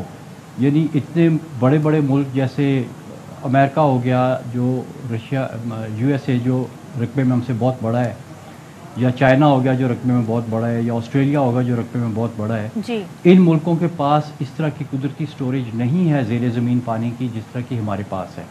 یعنی ایک بہت ہی محتاط اندازے کے مطابق ہمارے دریاؤں کے نیچے جو ریت ہے اس میں 500 ملین ایکڑ فٹ کے لگ بھگ پانی اس وقت سٹورڈ ہے, موجود ہے, اور اس پانی کی کوالٹی اتنی اچھی ہے کہ وہ آپ اس کو بغیر کسی ٹریٹمنٹ کے پی سکتے ہیں. یعنی ہم نے ابھی اس کے اوپر کچھ تجربات بھی کیے ہیں ریسنٹلی, اور جہاں تک آپ بات کر رہے تھے, لیکن ڈاکٹر صاحب ماہرین یہ کیوں کہتے ہیں کہ آئندہ چند برسوں میں پاکستان میں آبی قلت ہو جائے گی بلکہ شدید نوعیت اختیار کر جائے گی, تو کیا یہ سنگین خطرہ ہے ہمارے لیے؟ نہیں, یہ میرے خیال میں یہ آپ ایسی بات کرنے والوں کو ہم ایکسپرٹ کہہ ہی نہیں سکتے, کیونکہ یہ بات بالکل ایکسپرٹیز کے تو دائرے میں آتی ہی نہیں ہے. پاکستان میں پانی کیسے ختم ہو سکتا ہے یا کیسے قلت ہو سکتی ہے؟ یہ 2017 میں کیا ہمارے پاس ریزروائرز ہیں, کیا ہمارے پاس ڈیمز ہیں؟ جی میں نے آپ کو بتایا نا, ہمارے پاس ریزروائر جو قدرت نے ہمیں بنا کے دیے ہیں دریا کے نیچے, اس میں 500 ملین ایکڑ فٹ پانی تو اس وقت بھی بھرا پڑا ہے. تو ہمیں تو 3 سال تک جتنا دریا میں پانی چلتا ہے اس سے زیادہ پانی ہمارے پاس سٹوریج میں موجود ہے. تو ہمیں تو دیکھیں اس میں تو لوگ بڑے بڑے عجیب شوشے چھوڑتے رہے, جی 2025 میں پانی ختم ہو جائے گا پاکستان میں. 2024 تو آ گیا, کدھر سے پانی ختم ہوا ہے؟ پانی تو اسی طرح سے ہے. میرے خیال میں آپ کی عمر کے لوگ, میری عمر کے لوگ بڑی اچھی طرح سے, ہمیں یاد ہے 2017 میں بھی اتنا ہی پانی تھا جتنا ابھی ہے. ابھی کل جہاں کتنی بارش ہوئی ہے شام کو. تو آپ دیکھیں یہ اس طرح کی باتیں جو ہے نا وہ ایکسپرٹس نہیں کر رہے. یہ کچھ لوگ ہیں جو ملک میں افراتفری پھیلانا چاہتے ہیں, جو ملک میں انتشار پھیلانا چاہتے ہیں. یعنی ڈاکٹر صاحب میں آپ کی بات سے میں یہ نتیجہ اخذ کر پایا ہوں کہ ہمارے پاس واٹر اسکارسٹی کا مسئلہ نہیں ہے, ہمارے پاس مس مینجمنٹ کا مسئلہ ہے, ہمارے پاس ول کا مسئلہ ہے, اور اسی لیے ہم دیکھتے ہیں کہ اتنا سارا پانی جو ہے وہ ہر سال ضائع ہو جاتا ہے. دیکھیے میں آپ کو بتاؤں, ایسی بات نہیں ہے ہماری. ٹھیک ہے ہماری مس مینجمنٹ کا مسئلہ ضرور ہے, لیکن یہ مس مینجمنٹ جو ہے نا یہ ایک اوور نائٹ راتوں رات ٹھیک ہونے والی نہیں ہے. ہم نے ٹھیک ڈائریکشن میں اپنی سمت کو پہلے درست کرنا ہے اور پھر آگے چلنا ہے. اور ایسا نہیں ہے, اس وقت پاکستان کی جو ایک آپ نے سنا ہوگا گرین پاکستان انیشیٹو, اس میں اس وقت جو واٹر مینجمنٹ کے نئے طریقے انٹروڈیوس کیے جا رہے ہیں, جن کے اوپر اس وقت کام ہو رہا ہے, اس میں یعنی آپ کو کچھ عرصے کے بعد وہ چیزیں نظر آنی بھی شروع ہو جائیں گی. صحراؤں کے بیچ میں پانی لے جانے کے اس طرح کے طریقے بنائے جا رہے ہیں جو اس وقت موسٹ ماڈرن ہیں, جس میں اسی ایکویفر جس کی میں بات کر رہا ہوں, اس ایکویفر سے ماڈرن ترین طریقے کے ساتھ پانی نکالنے کے منصوبوں پہ کام ہو رہا ہے. دنیا کے جو بیسٹ لیبز ہیں ورلڈ اوور, ترقی یافتہ ممالک کی ان کی لیبز, ان کے ایکسپرٹس جو ہیں وہ اس وقت ہمارے لیے کام کر رہے ہیں.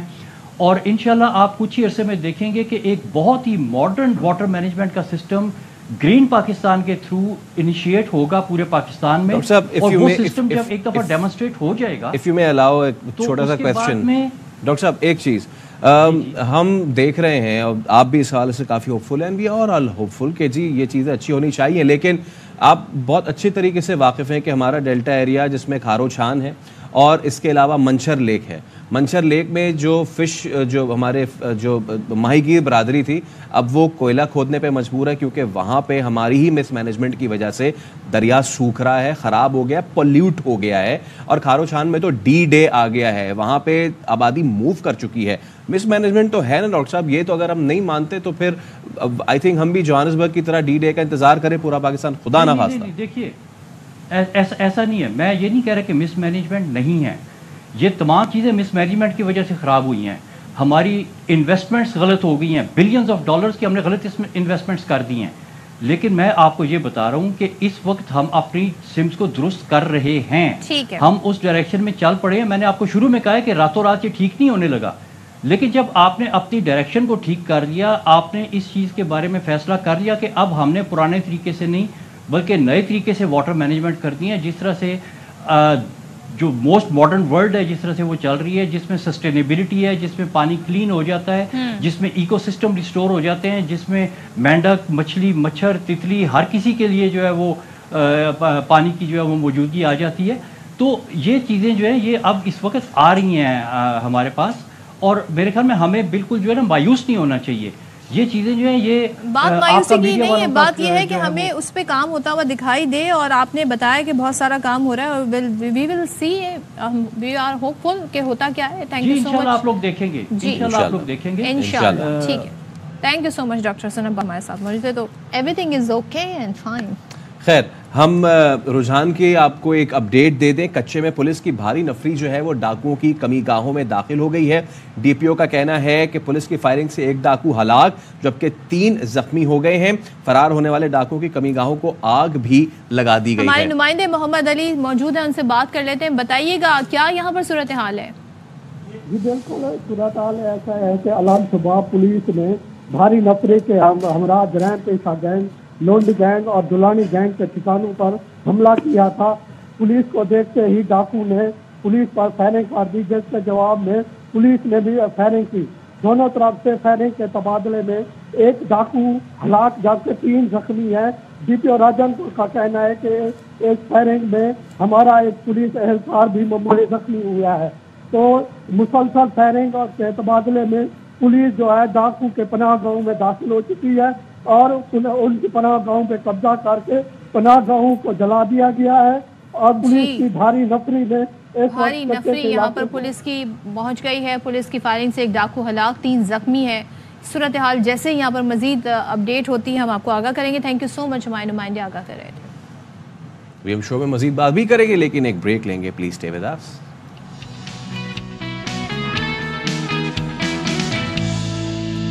Welcome back once again. ماہ رمضان میں سب چاہتے ہیں کہ وہ ثواب بھی سمیٹیں اور جو روزے رکھنے کا حکم ہے اس پر بھی پورا عمل درآمد کریں. بڑے اہتمام, بڑی تیاریاں ہوتی ہیں, لیکن ماہ سیام میں جو ڈائبٹیز کے پیشنٹ ہیں, بلڈ پریشر کے پیشنٹ ہیں, وہ ایک کشمکش کا شکار رہتے ہیں کہ وہ اپنے روزے کیسے مکمل کریں. کچھ لوگ رکھ لیتے ہیں, کچھ نہیں رکھ پاتے ہیں. تو ذیابطیس کے جو مریض ہیں روزے کے دوران انہیں کمزوری بھی محسوس ہوتی ہے, بھوک کا بھی انہیں شدید احساس ہوتا ہے. ساتھ ساتھ وہ یہ کہتے ہیں جی ہمارے ہاتھ پاؤں ٹھنڈے ہونے کی ہمیں شکایت ہوتی ہے, دل کی دھڑکن ابنارمل ہونے کی شکایت ہوتی ہے. Same with the blood pressure patient, جو وہ یہ بتاتے ہیں ڈیزینس ہو رہی ہے, شدید درد میں سر میں درد ہو رہا ہے. تو یہ تمام تر چیزیں جی کیسے ریگولیٹ ہو سکتی ہیں اور ساتھ میں روزہ بھی رکھا جا سکتا ہے؟ یہ بڑا امپورٹنٹ ٹاپک ہے. یہ بالکل بات. اب بہت سے لوگ تو ظاہر سی بات ہے ان کے پاس یہ عذر ہے نا کہ ہمیں یہ ایک دائمی ایشو ہے تو اس لیے ہم نہیں رکھ سکتے, لیکن بہت سے لوگوں کے پاس وہ جو دائمی ہوتا ہے وہ نہیں ہوتا, تو کیا وہ رکھ سکتے ہیں یا نہیں؟ ہم اس پہ بات کریں گے. آج ہم نے مدعو کی assistant professor diabetologist doctor B M Rathore صاحب ہمارے ساتھ موجود ہیں. ڈاکٹر صاحب السلام علیکم. سب سے پہلے تو thank you so much for coming. اور میرا چھوٹتے ہی سب سے پہلا یہ سوال ہے کہ جی کیا ڈائبٹیز اور بلڈ پریشر والے مریض روزہ رکھ سکتے ہیں یا نہیں؟ بالکل روزہ رکھ سکتے ہیں, لیکن اس میں ہم نے کیٹیگرائزڈ کیا ہوا ہے. ایک رمضان اینڈ ڈائبٹیز گائیڈ لائن ہے جو مختلف ممالک, مسلم ممالک کے علماء اور ڈاکٹر حضرات نے مل کے ایک گائیڈ لائن بنائی کہ کون سے پیشنٹ سیفلی روزہ رکھ سکتے ہیں, کون سی ایسی کیٹیگریز ہیں جو بالکل روزہ نہیں رکھ سکتے ہیں. تو پہلے ہم کیٹیگری وہ ڈسکس کرتے ہیں جو بالکل روزہ نہیں رکھ سکتے ہیں. اس میں کوئی ایسے پیشنٹ جو پچھلے رمضان سے 3 مہینے پہلے ان کو سیویئر ہائپوگلائسیمیا میں بلڈ شوگر ان کی لو ہو گئی ہے اور ان کو ہاسپٹلائز ہونا پڑا. ठीक है। या वो मरीज़ जो टाइप 1 डायबिटिक जो बच्चे अक्सर होते हैं या जो इंसुलिन डिपेंडेंट होते हैं वो बिल्कुल जो है वो रोज़ा नहीं रख सकते हैं, या वो हामला औरत जिनको डायबिटीज़ भी है तो वो रोज़ा जो है वो नहीं रख सकते हैं, ये स्ट्रिक्टली कंट्राइंडिकेटेड है। या सीवियरली आपको जो ब्लड प्रेशर हार्ट अटैक की जो है वो प्रॉब्लम है, उनको जो है हार्ट फेलियर की जो प्रॉब्लम है या क्रोनिक किडनी डिजीज़ है तो वो आप स्ट्रिंग कंट्राइंडिकेटेड है, वो रोज़ा नहीं रख सकते हैं। अब आते हैं कि कौन से पेशेंट्स जो है वो रोज़ा सेफली रख सकते हैं। उसमें वो पेशेंट्स जिनकी डाइट पे डायबिटीज़ कंट्रोल्ड है या कोई एक आध टैबलेट ले रहे हैं, ठीक है, चाहे वो सुबह में या दोपहर में, जैसे मेटफॉर्मिन की टैबलेट ले रहे हैं या मुख्तलिफ DPP-4 या SGLT इनहिबिटर्स की टैबलेट्स ले रहे हैं, वो भी सेफली रोज़ा रख सकते हैं। वो अपनी टैबलेट अगर सिंगल पिल है तो वो इफ्तार के टाइम पे ले लेंगे, अगर ड्यूल पिल है तो फिर हम उसकी अकॉर्डिंगली डोज सहूर के टाइम पे उसका हाफ कम कर देते हैं। अच्छा, लेकिन आपने कहा कि सिवियर जहाँ पे प्रॉब्लम नहीं है वो रख सकते हैं, बट स्टिल वो एहतियात क्या करें खाने पे? एहतियात ये है कि जब भी डायबिटिक पेशेंट रोज़ा रखे तो उनको अपना ख़ास ख्याल रखना है। एक तो ब्लड शुगर मॉनिटरिंग में, अच्छा कुछ लोगों का ये ख्याल होता है कि रोज़े में शुगर नहीं चेक हो सकती है, अच्छा। तो रोज़े में शुगर बिल्कुल सेफली आप चेक कर सकते हैं, उससे रोज़ा टूटता नहीं है। तो स्पेशली बिफोर इफ्तार आपके 2 से 3 घंटे ऐसे क्रूशल होते हैं जिसमें आपको रेगुलरली शुगर चेक करनी चाहिए।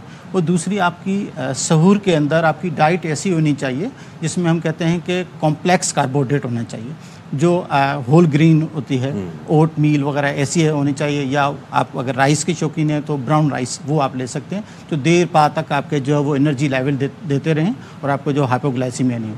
सबसे ज़्यादा जो है वो डर जो होता है पेशेंट्स को और उनके जो ट्रीटिंग फिजिशियन को होता है कि उनकी शुगर लेवल कहीं लो ना हो जाए। Hypoglycaemia is very much dangerous and hyperglycaemia जो शुगर का बढ़ जाना वो भी बहुत ज़्यादा जो है होते, क्योंकि पानी नहीं पिया जाता है तो डिहाइड्रेशन की वजह से रिस्क बढ़ जाता है आपके मुख्तलिफ बीमारियों का। एब्सोल्युटली डॉक्टर साहब, अब ना वैसे तो आपने थोड़ा बहुत ही टच किया, लेकिन बड़े लोगों का सवाल है कि चले जी ठीक है हम रोज़ा रख लेते हैं, लेकिन कुछ हमारी मेडिसिन की टाइमिंग है, अगर कोई एक से ज़्यादा दवा ले रहा है चाहे वो BP का हो या फिर शुगर का, तो वो अपनी मैनेज कैसे करेगा? क्योंकि बहुत से लोग लेते हैं बिल्कुल नाश्ते के बाद, कुछ नाश्ते से पहले, कुछ को दोपहर में लेनी होती है, तो इसको कैसे मैनेज करें? देखिए इसमें हम एक किसी को गाइडलाइन जो है यहाँ पे तो नहीं दे सकते हैं, लेकिन एक जनरली जो है वो ये होता है कि जो पेशेंट इंसुलिन बेजल इंसुलिन जो जिसका खाने से ताल्लुक़ नहीं होता वो ले रहे हैं तो वो आप उसको एज इट कंटिन्यू करेंगे आफ्टर इफ्तार।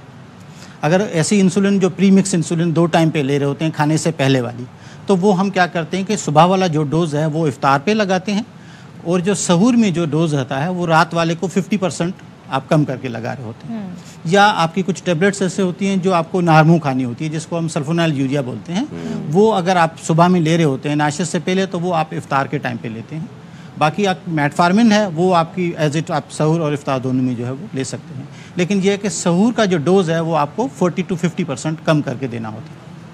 ऑल राइट, ठीक है। Thank you so much Rathore साहब। डॉक्टर राठौर हमारे साथ, बड़ी यूजफुल इन्फॉर्मेशन मिली, और होपफुली जिन लोगों को ये शिकायत है, क्योंकि हमें अक्सर फीडबैक इस हवाले से भी आता है कि आप इस टॉपिक पर डिस्कशन करें, तो उनको आज ये इस बात का सोल्यूशन जरूर मिला होगा। एब्सोल्युटली। अच्छा, अब क्योंकि रमज़ान मुबारक है और रमज़ान में हम कुछ इस तरह की मुख्तलिफ अशिया इस्तेमाल करते हैं कि जो हमारे घर में स्पिरिचुअलिटी है, कर दे। हाँ बिल्कुल, एब्सोल्युटली। तो बखूर जो है उसका इस्तेमाल घर को खूबसूरत और जो है वो महकता हुआ बना देता है। ख़ासतौर पर रमज़ान का जो बाबरकत महीना है उसमें इसकी फ़रोख्त भी काफ़ी ज़्यादा बढ़ जाती है। जी, इसकी काफ़ी ज़्यादा फ़रोख्त बढ़ जाती है और इन चीज़ों की डिमांड भी बहुत हो जाती है। तो ज़रा इस हवाले से हम देखते हैं जी, रिपोर्ट देखते हैं। बखूर एक ऐसा मादा है जो जलता है तो फिजा खुशबू से महक जाती है।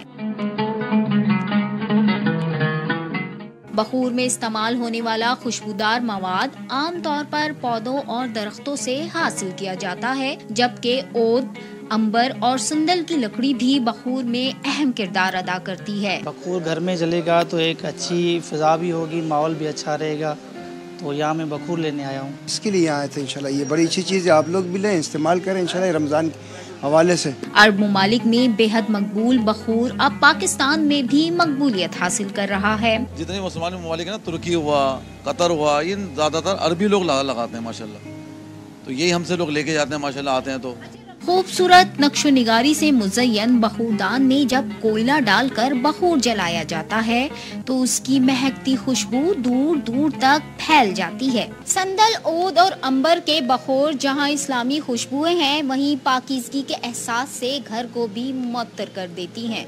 कैमरामैन मोहम्मद अदनान के साथ इशरत खान, ARY न्यूज़, कराची। ज़बरदस्त जी। और अगर आप चाहते हैं कि आपके घर से अच्छी खुशबू और महक आए तो आप इसका इस्तेमाल कर सकते हैं। अब हमने यहाँ पर ब्रेक लेना है। जी हाँ, ब्रेक लेंगे, उसके बाद हाजिर होंगे, हमारे साथ रहिए।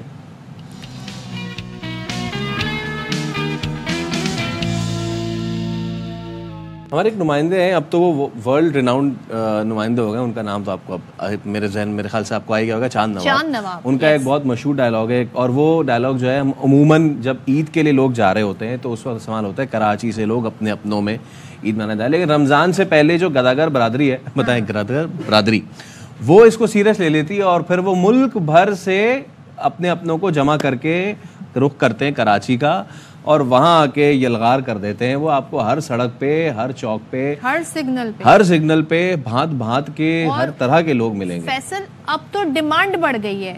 अब बात ये नहीं रही कि 10 रुपए की कोई वैल्यू ही नहीं है, वैल्यू नहीं है, वो आपको वापस ले जाते हैं, या आप रख लो। गुस्सा करते हैं, 50 रुपए पे भी गुस्सा करते हैं, 100 पे भी गुस्सा करते हैं, कि डायरेक्ट आपसे कहते हैं बाजी 500 रुपए दे दें। गुड। मेरे ख्याल से आप डिफेंस वगैरह चली गई होंगी आपको वहाँ से। मैं आपको ये आम इलाकों की बात बता रही हूँ कि वहाँ पे डिमांड ये होती है, और आपको ऐसी सिचुएशन में पकड़ते हैं जब आपके हाथ में बैग्स होते हैं या आप जब गाड़ी का गेट खोल रहे होते हैं, तब उन्हें पता होता है इस वक्त आप बड़ी जल्दी से आप जा रहे हैं कि सामान रख दें, तो ऐसे, और आपका जो पीछा करते करते जब वो आपकी गाड़ी, हाँ पीछा भी करते हैं। प्लस ये कि अगर आप में देखें, आपने इसको टेक्निकली नहीं सोचा और आपने ये खुदा तरसी में दे दिया कि चले जी ये आप ले जाएं, ठीक है, फिर उसके बाद जो ये अलगार होती है ना, फिर वो भी आता है, वो भी आती है और बोलते हैं उसको तो दे दिया हमें भी दें, बाजी उसको तो दे दिया हमें भी दें, हमें भी दें। तो जनाब अली, अब इसमें अब सिचुएशन ये है कि कराची पुलिस ऐसे में क्या कर रही है? अब गदागर जो है उसके खिलाफ क्या एक्शन हो रहा है, नहीं हो रहा है? हाँ, वो कर नहीं रहे होते, कुछ वो देख रहे होते हैं, लेकिन हम आपको जो अब मंजर दिखाने जा रहे हैं, जो अब हम आपको सिचुएशन दिखाने जा रहे हैं, वो इस तरह की है जो आपको पता चलेगा कि जी कि ये जो गदागर माफिया है, इनके पास कितना माल है, जो माल जमा कर रहे होते हैं वो कितना माल है इनके पास, काफी अमीर है वो भी हम देखेंगे। लेकिन उससे पहले अफजल खान ने ये रिपोर्ट जो तैयार की है ना, मजे की बात यह है कि एक एंटी बेगरी यूनिट जो है वो भी बनाया गया है। वो कितना फाल है, वो गदागरों को रोकने में कितना कामयाब हुआ है, देखिए अफजल खान की रिपोर्ट। इंसानों के आगे हाथ फैलाना मुआशरे में खुददारी को खत्म करने का सबब है। पेशावर गदागरी बहुत बड़ा समाजी मसला बन चुका है। एक मोहतात अंदाजे के मुताबिक कराची में गदागर माफिया मार्केटों, सिग्नल्स, मसाजिद समेत दिगर छोटे बड़े मराकिज से सिर्फ एक माह में 5 से 8 करोड़ रुपए जमा करता है। उनसे ज्यादा पैसा उनके पास निकलेगा, तो उनको पता है कि हम मिस्कीन बन के पैसा ले रहे हैं। समाजी रहनुमा कहते हैं कि पेशावर भिखारियों की वजह से सबसे ज्यादा हक तलफी उन मुस्तहिक सफेद पोश अफराद की होती है जो किसी भी सूरत दस्ते सवाल दराज नहीं करते। पेशावर गदागरों को अवॉइड किया जाए, जितना बच सकते हैं बचा जाए और अपनी अमानतें उनके हकदार तक महफूज तरीके से पहुंचाई जाए। कराची पुलिस का गदागरों के खिलाफ ऑपरेशन पूरे साल जारी रहता है, जिसमें रमजानुल मुबारक के दौरान तेजी आ जाती है। अगर मैं 2023 की बात करूं तो उसके अंदर सिर्फ साउथ जोन के अंदर जो है तकरीबन 10,000 के करीब जो है वो बेगर्स को पकड़ा गया, और उसके बाद उनको जो है हमने शेल्टर होम्स के अंदर और उसके अलावा जो ईदी होम है उसके अंदर हमने भिजवाया। पुलिस इनके खिलाफ मुतहरिक हुई तो अब भिखारियों ने सरकारी अस्पतालों के बाहर भी डेरे डाल दिए हैं। शहरी सफेद पोश मुस्तहिक अफराद को तलाश करके उनकी माली मदद जरूर करें, लेकिन रमजानुल मुबारक में सरगर्म होने वाले पेशावर गदागरों की हौसला शिकनी बेहद जरूरी है। कैमरामैन मुस्तनसर हुसैन दानिश के साथ अफजल खान, ARY न्यूज़, कराची। अच्छा, बिल्कुल जनरलाइजेशन नहीं होनी चाहिए। जो मुस्तहिक हैं उन तक आपकी इमदाद ज़रूर पहुंचनी चाहिए, लेकिन जो बाकायदा प्रोफेशनल हैं उनसे बचें। लेकिन अब बड़ा मुश्किल हो गया वैसे डिफरेंशिएट। जो ट्रेनें भर भर के और ट्रक भर भर के आते हैं ना कराची में, कराची का रुख करते हैं, उनको हमें जो है उस पर देखना चाहिए। अच्छा, वैसे तो आम सी बात है, मुख्तलिफ शहरों में सहर अफ्तार के औकात में फ़र्क होता है, लेकिन क्या आप ये जानते हैं कि दुनिया की बुलंद तरीन इमारत बुर्ज खलीफा एक ही इमारत है, मगर उसमें लोगों के रोज़ा अफ्तार करने के औकात जो है اس میں فرق ہے. وہ اتنی اونچی عمارت ہے, اس کی 185 منزل سے اوپر رہنے والے روزہ کھولنے کے لیے دیگر لوگوں کے مقابلے میں 3 منٹ, جبکہ 80ویں منزل سے اوپر رہنے والوں کو 2 منٹ زیادہ انتظار کرنا پڑتا ہے. آلموسٹ لائک شہروں جیسا فرق ہے. ہاں, یہ مطلب یہ فلائٹ جیسا فرق ہے. جیسے آپ فلائٹ سے جا رہے ہیں, وہاں پہلے ہو گئی, مطلب کیا کمال بات ہے. یعنی جو اوپر رہ رہے ہیں, جو زمین پہ رہ رہے ہیں, ان کے مقابلے میں جی وہ زیادہ جلدی افطار کر رہے ہیں. تو پھر سچویشن یہ ہوتی ہے کہ زمین پر رہنے والوں سے زیادہ دیر تک سورج کو دیکھ سکتے ہیں. تو یہ تھوڑا سا معاملہ ہے. لیکن بھائی کیا بات ہے, دنیا جو ہے آپ دیکھیں اتنی بڑی عمارت ہے, اور ویسے آپ یہاں سے کبھی ویو دیکھیں تو بڑا انٹرسٹنگ بھی لگتا ہے. سو جنہیں اگر فوبیا نہ ہو ہائٹ کا تو اوکے. لیڈیز اینڈ جینٹلمین, ہماری کچھ ایسی شخصیات, کچھ ایسی پرسنالٹیز ہیں. ویسے جب بھی ہم پاکستان کی جو فلم انڈسٹری اس کا ذکر کرتے ہیں تو اتنا ہمیں زبردست اس کا پرفارمنس نظر نہیں آتی, لیکن ماضی میں دیکھیں لازوال دونوں کے خالق نثار بزمی, آج ان کی جو ہے وہ 17ویں برسی منائی جا رہی ہے. اور 1924 میں بھارت میں پیدا ہوئے تھے. پاکستانی اور بھارتی فلموں کے لیے یکساں انہوں نے کام کیا جی. 66 پاکستانی 40 بھارتی فلموں کے لیے انہوں نے مقبول گانے ترتیب دیے. اور ان کے جو گانے ہیں, چلو اچھا ہوا تم بھول گئے, جو تمنا اور کیا جانے تمنا, اور آپ ہیں, ان سمیت ایسے کئی گانے ہیں جو آج تک لوگوں کو یاد ہیں. تو آج کے شو کا ہم اختتام کرتے ہیں. آپ سے ملاقات ہوگی کل. اپنا رکھیے خیال. اللہ حافظ.